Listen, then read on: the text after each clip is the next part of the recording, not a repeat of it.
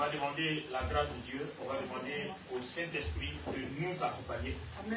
Soyez sûrs que sans lui, on ne peut rien. Amen. Voilà, on ne peut jamais convaincre quelqu'un, on ne peut jamais orienter quelqu'un. Il n'y a que sa puissance, il n'y a que sa force. Amen. Amen. Mais je suis convaincu que ce matin, le Seigneur nous fera du bien. Amen. Au commencement était la parole était avec Dieu, et la parole est Dieu. Amen. Seigneur, qu'il te plaise de nous enseigner. Nous voulons hériter du royaume des cieux, nous voulons être transformés, nous voulons être sauvés. Nous voulons être tes élus, faire partie de la liste de ceux que tu as privilégiés pour ce salut glorieux. Merci de prendre le contrôle, dirige la parole. Seigneur, efface l'être humain, efface le langage de chair, le langage humain, et permet que tout ce qui sortira de ma bouche soit esprit et vie. Au nom du Seigneur Jésus-Christ, quelqu'un me donne son amen. Amen. Galates, le chapitre 6, le verset 7. Ne vous y trompez pas. Ne vous y trompez pas. Est-ce qu'on peut crier très fort? Ne vous y trompez pas. Ne vous y trompez pas. On ne se moque pas de Dieu. Ce qu'un homme aura sémé, il le moissonnera aussi. Celui qui sème pour sa chair moissonnera de la chair la corruption. Mais celui qui sème pour l'esprit moissonnera de l'esprit la vie éternelle. Merci. Je voudrais, avec l'inspiration du Saint-Esprit, parler ce matin de la loi de la moisson et la loi de la sémence. Je voudrais que vous soyez attentifs parce que toute la vie chrétienne se joue sur la base de la moisson et sur la base de la sémence. Galates nous dit, ce que quelqu'un aura sémé, c'est ce qu'il va moissonner. Donc, en réalité, tu ne peux pas moissonner ce que tu n'as pas sémé. Donc, si tu es béni à la hauteur de tes sémences. Malheureusement, quand on parle de sémences à l'église, tout le monde voit que l'argent. Mais la sémence, naturellement, parle de culture. Mais là, ici, on nous dit, celui qui sème le vent, il va moissonner la tempête. Celui qui sème l'esprit, et puis celui qui sème la chair. Donc, vous voyez que la sémence n'est pas seulement naturelle, elle n'est pas seulement financière, mais elle est aussi spirituelle, elle est aussi charnelle. Ça veut dire quoi? Ça veut dire que tous nos actes, toutes nos actions représentent des sémences. Amen. Je vais raconter n'importe quoi, ne tenez pas compte de la parole. Si je dis Béatrice, imbécile, j'ai sémé. Si je dis Béatrice, tu es bénie, j'ai sémé. Au commencement, Dieu dit que la terre soit. Il sème la parole, et puis la terre est. Et Ésaïe 53 m'a dit quoi? Il envoya sa parole et la guérit. Yes. Il a sémé la parole. Amen. Donc ce qu'on sème, ça donne du fruit. Allons-y dans Luc chapitre 8. On va étudier un peu quelques différentes sortes de semences et puis on va analyser l'impact spirituel de la sémence et nous allons comprendre désormais comment toi et moi on va vivre pour que notre vie soit une bénédiction. Ceux qui sont sur le roc, ce sont ceux qui, lorsqu'ils entendent la parole, la reçoivent avec joie. Mais ils n'ont point de racines. Ils croient pour un temps et ils succombent au moment de la tentation. Ce qui est tombé parmi les épines, ce sont ceux ayant entendu la parole, s'en vont et la laissent étouffée par les soucis, les richesses et les plaisirs de la vie, et ils ne portent point de fruits qui viennent à maturité. Verset 15. Ce qui est tombé dans la bonne terre, ce sont ceux qui, ayant entendu la parole, avec un cœur honnête et bon, le retiennent et portent du fruit avec persévérance. Amen. Donc dans la parabole du Seigneur, il dit un homme sorti pour s'aimer. Il y a des grains qui sont tombés dans une terre où il y a des cailloux, des roches. Ça n'a pas produit parce que tout a été détruit. Il y a des grains qui sont tombés sur un sol où il y a des épines. Ça n'a pas produit, ça a été détruit. Maintenant, il y a des grains qui sont tombés dans la bonne terre. Donc là, il donne l'explication. La bonne terre, c'est ceux qui entendent la parole de Dieu, qui reçoivent. Donc là, il compare le semeur de riz, le semeur de maïs à celui qui sème la parole. Par exemple, là, je suis en train d'enseigner, je suis en train de libérer la parole, donc je suis en train de s'aimer. Si vous recevez la parole, que vous laissez la parole produire, elle sera une bénédiction pour vous. Vous voyez que la sémence est à la fois naturelle et elle est à la fois spirituelle. Alors, quel est l'impact spirituel de la sémence? Regardez bien. Je vais faire semblant de multiplier, il n'y a pas de taper. D'accord? Je fais comme ça. Quand je vais mettre, vous répondez, tout le monde dit bah, d'accord? Bah. Je l'ai giblé. Et puis, Nadine ne dit rien. J'ai sémé. Mais j'ai sémé quoi? le mal. Mais comme la Bible dit, toute sémence que vous sémez, la loi de la moisson multiplie la sémence au centuple. Donc si je sème un grain, je moissonnerai 100 grains à la récolte. Donc j'ai sémé en la giflant, en faisant le mal. Elle n'a rien dit. Dieu va permettre qu'avant que je quitte cette terre, au moins 100 personnes me giflent de la même manière. Je ne vais pas me rendre compte. D'accord? Je ne vais pas me rendre compte. Quelqu'un va pas me gifler en même temps comme ça. Mais si vous calculez le temps que vous quittez cette terre, il y a au moins 100 personnes qui vous auront giflé. Parce que quand vous avez sémé, vous allez moissonner ce que vous avez sémé. Or, la loi de la moisson est multipliée par 100. Donc, deuxième implication spirituelle, c'est pour ça que le Seigneur dit, si quelqu'un te tape sur la joue gauche, donne-lui la droite. Parce que ça ne sert à rien de répondre. Pourquoi? Je vais vous expliquer par la grâce de Dieu. Donc, quand j'ai fait comme ça, vous répondez, bah, toi aussi même toi. Donc tu vois, j'ai sémé, elle aussi elle a sémé. Donc, elle ne peut rien attendre de la justice de Dieu. Parce qu'elle va récolter ce qu'elle a sémé. Moi aussi, je vais récolter ce que j'ai sémé. Chacun récoltera de part et d'autre. Alors que, si on fouille bien, j'ai été le premier à sémer. Donc, étant le premier à la taper, normalement, elle attend justice. Parce que si le fait, elle a raison. Mais comme elle aussi l'a tapé, nous on a sémé le mal, on va récolter le mal, Dieu ne partagera le bien à personne. Parce qu'on ne moissonne que ce qu'on a sémé. Vous voyez la loi biblique?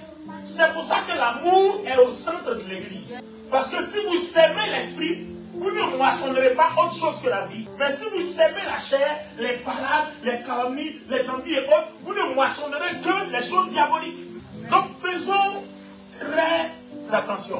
Maintenant, regardez, si vous sémez l'argent, je suppose qu'on dit les offrandes. Tu es venu, tu as sémé 1 euro, 2 euros, 3 euros et puis 10 euros. Prenons le cas de 1 euro. Tu as sémé 1 euro. La loi de la moisson multiplie les 1 euro à 100. Ça te fait 100 euros. Donc, si Dieu veut te bénir financièrement pour avoir sémé 1 euro, c'est 100 euros que Dieu te donnera. Mais les 100 euros là, il ne te donnera pas sur coup. Souvent, quelqu'un peut te donner 100 euros. Il t'a déjà remboursé la moisson. Tu as déjà récolté. Souvent aussi, quelqu'un va te donner 2 euros, 3 euros, 4 euros. Tu vas avoir un problème et puis quelqu'un va te donner 20 euros, 50 euros. Et si tu calcules, une fois que tu auras atteint tes 100 euros là, si tu n'as plus continué à semer, c'est fini, ta moisson s'arrête. Tu ne peux plus moissonner parce que tu as semé que 1 euro et tu as arrêté de semer. Vous comprenez? C'est pour ça que souvent, beaucoup de chrétiens ont des difficultés financières et ils ne comprennent pas d'où ça vient. Et souvent on attribue au diable. Non, ce n'est pas le diable. Ce sont nos actions en fait. En fait, Dieu a tout disposé. Et il attend que chacun bouge pour que lui réagisse. Amen. Le Seigneur en haut là-bas, il ne force personne. Il attend que ta volonté décide pour qu'il suive le mouvement. Yes. C'est pour ça qu'il dit que le salut nous est accordé par la grâce, mais il faut la foi pour que chacun possède la grâce. C'est-à-dire qu'il est mort à la croix. Mais est-ce que toi tu veux les bénéfices de cette mort à la croix? Oui, si tu veux que ta volonté décide d'avoir la foi. C'est-à-dire que ta volonté doit décider d'adhérer au mouvement. Donc si ta volonté adhère au mouvement, alors lui suit le mouvement. Lui a déjà établi le mouvement. Si tu adhères, alors il t'accompagne avec les bénéfices du mouvement. Donc, qu'est-ce qu'un chrétien doit faire? Un chrétien doit donc diversifier sa sémence. C'est comme par exemple aujourd'hui je sème du maïs. Demain je sème du riz. Après je sème des droits de monde. Vous voyez? Ou bien je sème un champ de blé. En fait, plusieurs. Or je sais que le maïs c'est 3 mois. Donc en 3 mois, je commence à moissonner.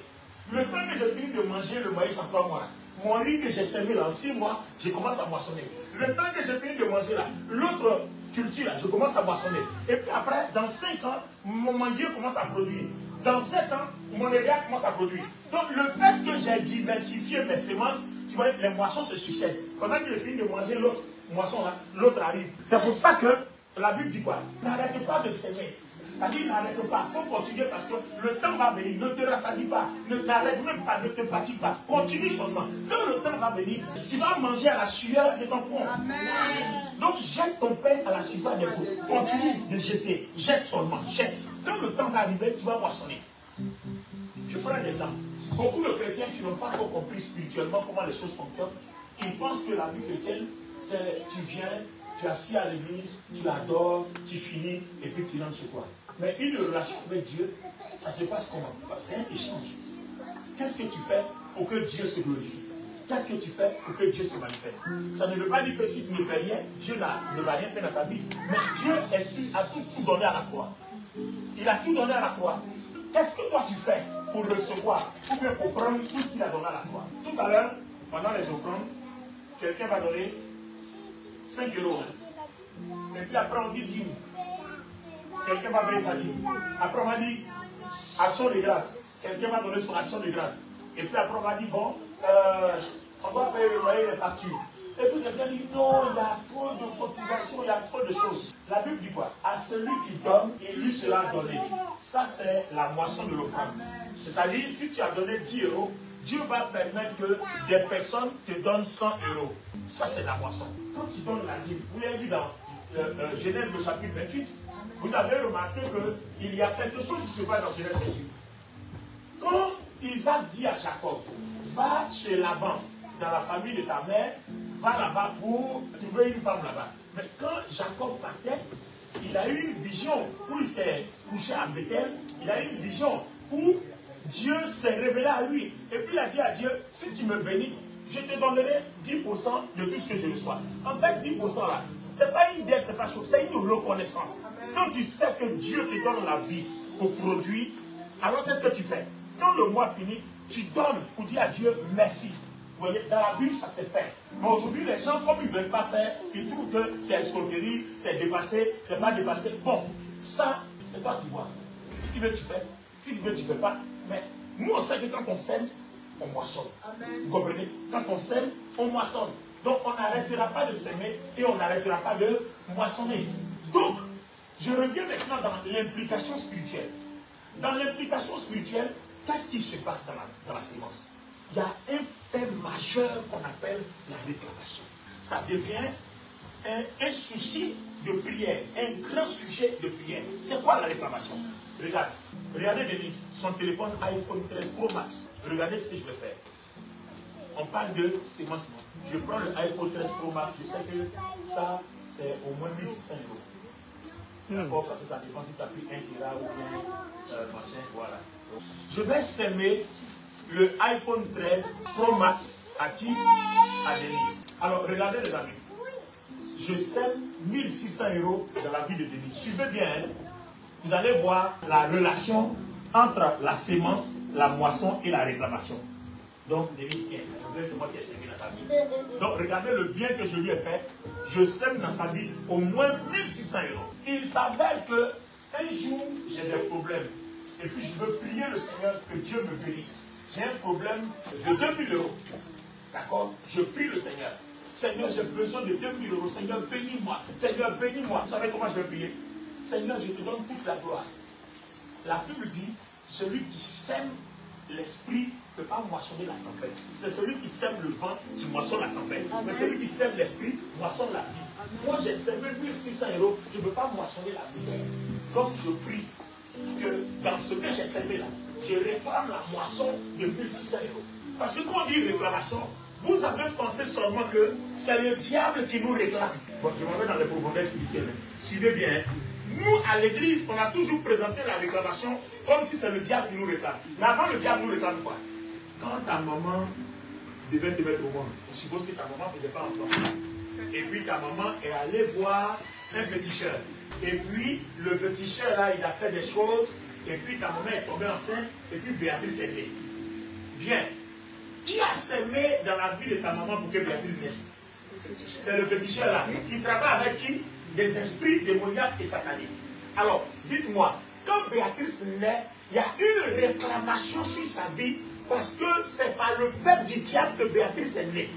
Donc, le fait que le diable ait sémé cette vie dans les entrailles de sa mère et que Béatrice naisse parce que sa maman n'entendait pas.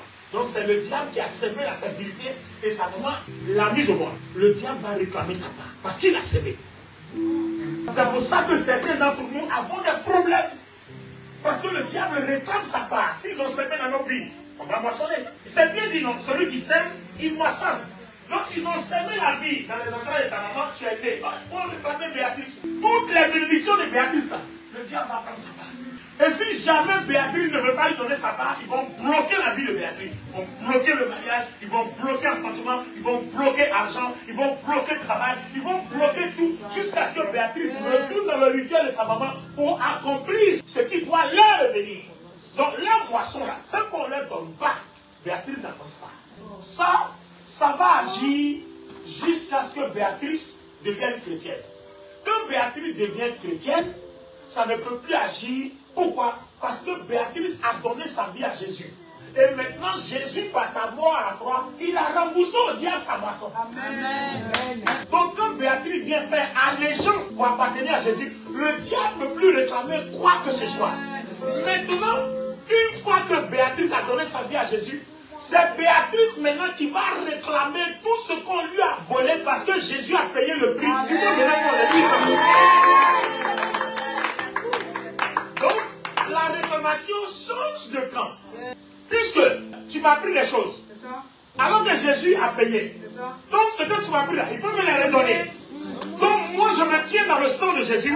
Je vais réclamer ce qu'on a bloqué dans mes entrailles. Je vais réclamer mon travail. Je vais réclamer tout. Donc, chaque jour, il y a une réclamation qui crie dans le ciel en notre faveur. Et nous, par la foi, nous devons proclamer tous les jours cette réclamation-là. Je vous donne un autre exemple biblique pour que vous compreniez. Vous ne voyez pas que maintenant ça change notre façon de prier. Tout de suite, là, ça change notre façon de prier. Et si vous ne maîtrisez pas ce genre de prière-là, votre prière devient toujours Seigneur, pardonne-moi, Seigneur, bénis-moi, Amen. Seigneur, pardonne-moi, Seigneur, bénis-moi, Amen. Alors que toi, tu dois réclamer et puis le Seigneur va prendre pour te donner parce que c'est un droit. Amen. Amen. Amen. Alors, je vais vous montrer une autre façon de comprendre le message. Je me souviens de Caïn. Quand Caïn a fait le mal à Abel, vous savez ce qui s'est passé, non? Personne n'était dans les champs. Mais le sang d'Abel va crier réclamation. Le sang d'Abel va réclamer la vie, va crier vengeance jusqu'à ce que Dieu s'implique dans le processus. Alors Dieu vient se révéler à Caïn. Pour lui dire, Caïn, où est ton frère? Parce que son sang crie réclamation. Son sang réclame la vie que tu lui as prise, justement. Alors, qu'est-ce que la Bible dit? La Bible ne dit-elle pas que le sang de Jésus-Christ fait l'aspersion tous les jours pour nous? Donc, le sang qui a coulé à Golgotha, là, ce sang-là crie réclamation en faveur de tous ceux qui ont donné leur vie à Jésus, qui croient en Jésus, qui prient, qui adorent, qui louent, qui paient des dîmes, qui évangélisent pour gagner les âmes. Le sang de Jésus crie réclamation. Ça veut dire que tous les jours, je dois proclamer ma réclamation. Réclamation vis-à-vis des démons, réclamation vis-à-vis des ténèbres, les sorciers, tout ce qu'on a volé, les dessous qu'on a pris pour aller faire l'heure du jour qu'ils ont mis en bas, les choses qui font que tout ça, mes rêves se sont coupés alors que j'ai 30 ans, alors que j'ai 40 ans. Je vais réclamer ça. Et le sang de Jésus doit crier jusqu'à ce que tout ce qui m'a été volé me soit rendu. Pourquoi? Parce que Jésus a sémé pour moi. Tout ce que Jésus a fait à la croix, il a sémé pour moi. Et si Jésus a sémé pour moi, je dois moissonner.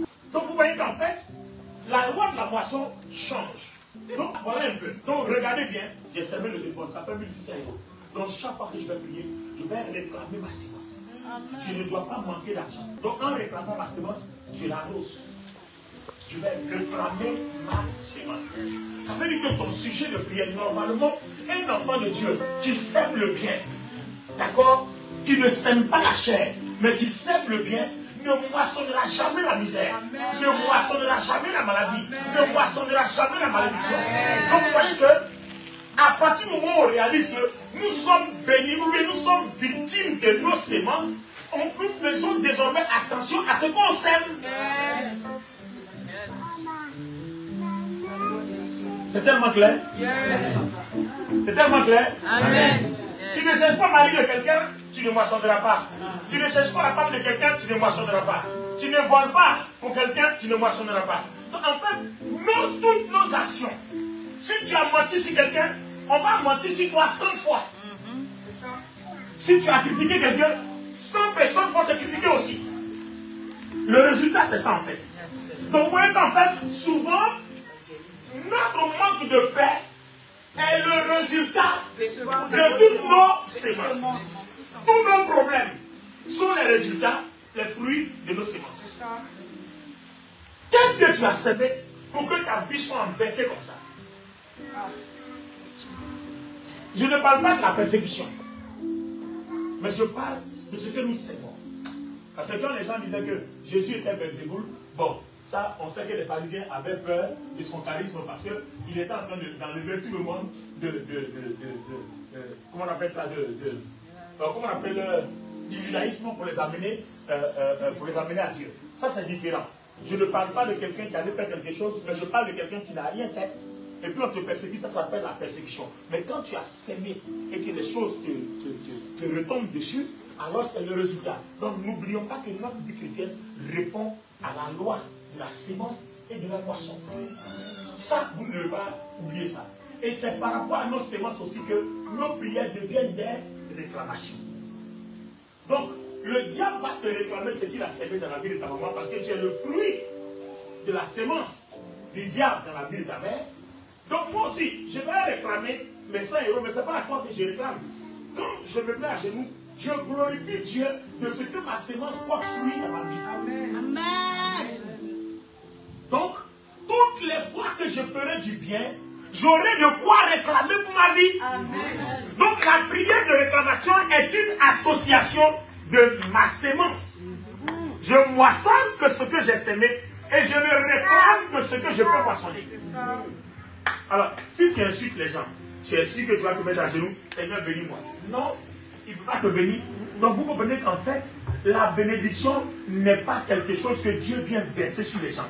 La bénédiction est une grâce qui est pour tout le monde. Maintenant, en fonction de tes sémences, elle court vers toi. Amen. Puisque c'est une moisson qui vient vers toi. Et n'oubliez pas, la moisson, c'est des saisons. Vous n'avez pas vu que ici, les fruits, là, vous arrivez, il y a une saison où il n'y a plus de mangue. Et il y a une saison où c'est les melons. Il y a une saison où c'est pastèques. Quand une saison arrive, tu cherches des pastèques, tu n'en trouves plus. Il y a une autre saison qui arrive, tu cherches des mangues, tu n'en trouves plus. Donc c'est saisonnier. Vous comprenez que chacun doit comprendre que il y a des saisons où on réclame certaines catégories de bénédiction. Et il y a des saisons où on réclame d'autres catégories de bénédiction. Or, toi, tu veux réclamer des mangues dans la saison du pastèque. Donc Dieu lui-même, dans la loi de la sémence, il a déposé des saisons. Donc, il va falloir que toi et moi, on étudie les saisons pour comprendre dans quelle saison on moissonne quelle catégorie de bénédiction. Donc, dans quelle saison je peux réclamer telle catégorie de bénédiction et dans quelle saison je réclame telle catégorie de bénédiction et dans quelle saison je réclame telle catégorie de bénédiction. Or, toi, dans toutes les saisons, tu réclames mangue. On est dans la saison de maïs. Tu ne peux pas manger des mangues maintenant. Tu vas manger des maïs, après tu vas manger du riz, après tu vas manger des mangues, etc. Donc c'est comme ça que ça se passe la vie chrétienne. Et c'est important pour nous, c'est la raison pour laquelle il faut enseigner la parole pour que les gens comprennent que c'est la connaissance de la parole qui nous aide à marcher avec Dieu et à être bénis. L'ignorance nous tue. Par manque de connaissance, le peuple de Dieu périt. Alors ce matin, on va faire des prières de réclamation. Et je sais qu'il y a beaucoup de personnes qui ont des blocages à cause de ce que quelque chose ne va pas dans leur vie. Parce que tout simplement, tu as dû poser une action. Et le diable réclame ta vie. Alors, regardez la dernière réclamation. Alors, regardez Catherine. Catherine est dans le Seigneur. Et en tant que fidèle du Seigneur, elle a donné sa vie à Jésus. Le diable ne peut plus te réclamer, même si ce n'est pas un démon que tu as vu au monde. Le diable peut plus te réclamer ça parce que tu as donné ta vie au Seigneur. Le Seigneur Jésus a payé le prix. Ce prix-là est payé. Donc, que le diable aille s'adresser à Jésus, on prend sa moisson. Le sang là, il y a plus pour ça. Et tout est déjà. Tout ce qui te réclame là, tout est là. D'accord? Donc, quand tu vas prier, tu vas dire aujourd'hui, esprit démoniaque, tout ce qui est lié à mon père, tout ce qui est lié à ma mère, vos réclamations se trouvent dans le sang de Jésus. Je retire mon corps de votre alliance. Je retire mon âme de votre alliance. Je retire mon esprit de votre alliance. Je commande que toutes vos réclamations qui se trouvent dans le sang de Jésus-Christ, que le sang de Jésus-Christ qui a déjà payé le prix maintenant, juge entre vous et moi. Amen. La prière est trop forte. C'est-à-dire, vous prenez ça comme amusement, mais c'est trop fort. Que le sang de Jésus qui a coulé à Golgotha juge entre vous et moi. Mais là où je n'arrive pas à faire l'enfant à cause de vous, que le sang de Jésus-Christ juge entre vous et moi, à cause de ma foi en Jésus-Christ. Là où je n'arrive plus à affronter, que le sang de Jésus-Christ juge entre vous et moi. La prière est trop forte. C'est trop fort. À cause de vous, je n'arrive pas à me marier. Dans ma famille, on ne se marie pas. Et même ceux qui se marient ne disent pas. Que le sang de Jésus-Christ juge entre vous et moi. Pourquoi? Parce que le sang de Jésus a payé ça. C'est un prix. le sang de Jésus est un prix qui répond à toutes les sémences démoniaques, sémences sataniques, tous les péchés qu'on a commis autrefois. Le sang de Jésus-Christ répond à ça. Ça fait une prière. Maintenant, regardez bien ce qui se passe. Catherine, tu es chrétienne, non? Et malgré que tu es chrétienne, tu vas te tromper une fois, comme des bénédictions, tu pries, ça ne vient pas.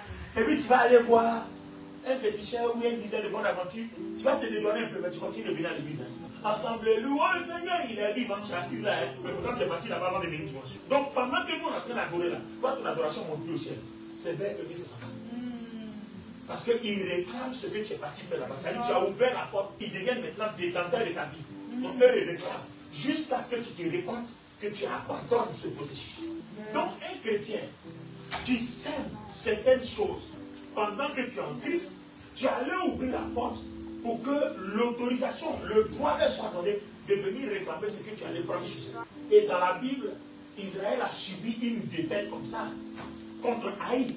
Akan, ils sont allés en guerre. Dieu a dit, ne touchez à rien, ne prenez à rien, parce que tout est dévoué par interdit. Akan a pris quelque chose là-bas. On dit de détruire tout. Akan a pris quelque chose. Et comme Dieu réclamait cette chose-là, la défaite qu'il y a eu dans le camp d'Israël, on dit de ne rien prendre, tu as pris. Donc ce que tu as pris là, c'est ce qu'on réclame. Donc la défaite a frappé Israël. La petite nation Haï, ils ont frappé Israël, la multitude nombreuse. Jusqu'à ce que les gens disent qu'il y a quelque chose qui ne va pas. Les prophètes vont se réunir, tout le monde va se réunir jusqu'à se rendre compte à quand détient quelque chose qui appartient à Haï. Une fois qu'ils ont tué, à quand ils ont enlevé la chose, Israël a repris le dessus. Donc la réclamation, c'est ce qui t'appartient. C'est quoi? Tu as sémé. Donc, tu vas récolter. Ou bien tu as pris quelque chose. Les gens vont réclamer. Donc ce que tu sèmes, c'est ce que tu réclames. Et ce qu'on a sémé chez toi, c'est ce qu'ils vont réclamer. C'est une loi comme tu peux comprendre. Ce que toi tu sèmes là, c'est ce que tu réclames. Ce qu'ils ont sémé dans ta vie aussi, c'est ce qu'ils vont réclamer. Donc si tu te calmes, il ne faut pas me répondre. Parce que si tu réponds, comme si tu as sémé. Donc je vais réclamer le mal, comme si tu vas réclamer le mal. Donc chacun va moissonner le mal qu'il a sémé. Jésus aussi, le diable l'a fait frapper à la croix. Tous nos péchés sont tombés sur lui. Donc le diable, une fois que nous acceptons Jésus, le diable ne peut plus nous réclamer quoi que ce soit. Parce qu'il a déjà payé ça dans le corps, dans la chair de Jésus. Donc même si mon papa ou ma maman sont allés consulter un démon pour que je naisse, à partir du moment où j'ai donné ma vie à Jésus, le diable ne peut plus me réclamer à moi. Jésus va lui payer ça. Amen. Donc je demande que le sang de Jésus soit juge entre lui et moi. Amen. Et puis c'est fini, la porte lui est fermée. Alors tenez-vous debout, on fait cette prière de réclamation. Et je suis sûr que Dieu nous fera du bien. Alléluia. Amen. On va faire cette prière de réclamation. Alors pour tous ceux qui nous suivent, les internautes, vous allez faire cette prière chez vous. Je ne sais pas si on va montrer la prière, mais en tout cas, nous avons fini l'enseignement, la loi de la sémence. Nous, on va faire la prière de réclamation. Amen. Que Dieu vous bénisse. Et puis, on se retrouve tout à l'heure à Meïssa. Et puis à